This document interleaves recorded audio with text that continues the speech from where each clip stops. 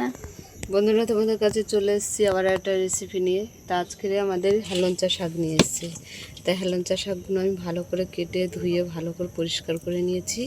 তা চলো, এখানে আমি এবারে নিয়ে নেব বেসন। তো পকোড়া বানাবো হেলেঞ্চা শাকের। তা চলো নিয়ে নিচ্ছি।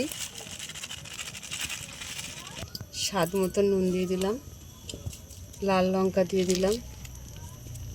এখানে আমি কালো জিরের জায়গায় গোটা জিরে দিয়ে দিলাম, গোলমরিচের গুঁড়ো দিয়ে দিলাম, সাদা তেল দিয়ে দিলাম।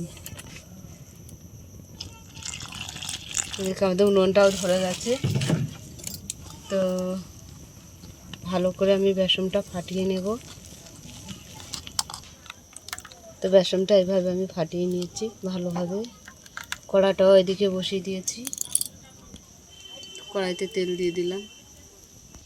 তো এইভাবে আমরা হেলেঞ্চা শাকগুলো নিয়ে নিচ্ছি, নিয়ে এইভাবে মাখিয়ে নেব। তো এইভাবে আমরা ভেজে নেব। শাকের পকোড়া আমাদের একটা হয়ে গেছে, তুলে নিচ্ছি। সুন্দর আওয়াজ। তো একে একে ভেজে নেব এইভাবে। তো আরও একটা ভাজা হয়ে গেল, তুলে নিচ্ছি। তো আমাদের পকোড়াগুলো, হেলেঞ্চার পকোড়াগুলো সব ভাজা হয়ে গেল, তুলে নিলাম।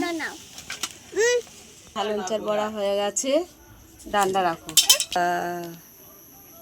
আপনাদের কেমন লাগলো বলো। ভালো লাগলে লাইক করে দেবে, শেয়ার করে দেবে, কমেন্ট করে দেবে, ফেসবুকে ফলো করে দেবে, ইউটিউবে সাবস্ক্রাইব করে বন্ধু হয়ে পাশে থাকবে। আজকে এই পর্যন্ত, টাটা।